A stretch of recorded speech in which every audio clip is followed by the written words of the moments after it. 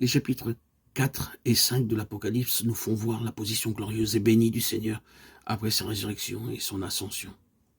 Le chapitre 4 mentionne l'adoration de la création, tandis que le chapitre 5 montre que Dieu est loué pour la rédemption.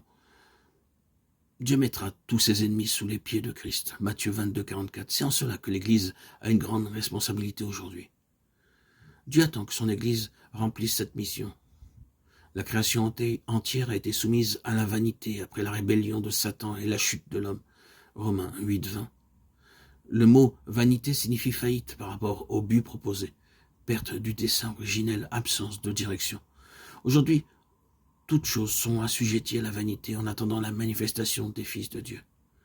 Pendant cette période d'attente, toutes ces choses sont sous l'esclavage de la corruption. Par exemple, la diminution de la lumière solaire, le dépérissement de la nature.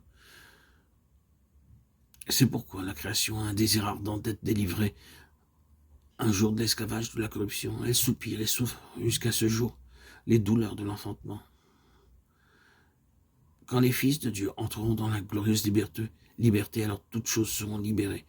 Le jour de la rédemption de nos corps, la création sera affranchie de l'esclavage. Toutefois, même maintenant, nous pouvons goûter les puissances du siècle à venir. Hébreux 6, 5. De nos jours, l'Église doit goûter les puissances de l'âge à venir. L'ère du royaume goûtera les puissances de l'éternité. Dans un proche avenir, notre corps connaîtra la rédemption et nous serons adoptés pour entrer dans la glorieuse liberté. Romains 8, 19, 23. Quand le Seigneur apparaîtra, nous serons semblables à lui. Bien-aimés, nous sommes maintenant enfants de Dieu, et ce que nous serons n'a pas encore été manifesté, mais nous savons que lorsque cela sera manifesté, nous serons semblables à lui, parce que nous le verrons tel qu'il est.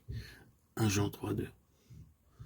Nous serons fils et nous posséderons la vie, la nature de Dieu. Nous serons aussi héritiers, ayant l'héritage et la gloire de Dieu. Les chapitres 21 et 22 de l'Apocalypse décrivent la situation dans l'éternité, et non pas durant le royaume millénaire. Ces deux chapitres comportent 4 points significatifs. Dieu, l'agneau, la ville avec ses habitants, composés de ceux qui sont prédestinés avant la fondation du monde, les assoiffés d'Apocalypse 7, 16 et les nations. Dieu et l'agneau sont le centre de la ville. Apocalypse 21, 9, 21 dépeint la ville, tandis que Apocalypse 21, 22 et 23 nous parlent du centre de la ville où la gloire de Dieu est la lumière et dont l'agneau en est le flambeau. Tout comme la lumière est mise en valeur par la lampe, ainsi Dieu est magnifié par l'agneau. La ville est le centre de la nouvelle création. On l'appelle la Nouvelle Jérusalem. Et elle représente les fils de Dieu. Dieu lui-même et l'agneau constituent le centre de cette ville. La glorieuse lumière de Dieu est dans l'agneau. Il illumine la ville, et la lumière de la ville éclaire les nations. La ville ne possède qu'une seule rue et une seule rivière. Aussi, personne ne pourra s'y égarer. Dans Apocalypse 21, 21, le mot traduit par la place en français a été rendu par la rue en anglais. Le fleuve coule au milieu et le long de cette rue, et nous remarquons que les deux sortent du trône de Dieu et de l'agneau, placés au centre de la ville. Tout ceci tend à prouver que le but et le dessein de toutes les actions de Dieu, d'éternité en éternité, est de donner au Fils la prééminence en toutes choses.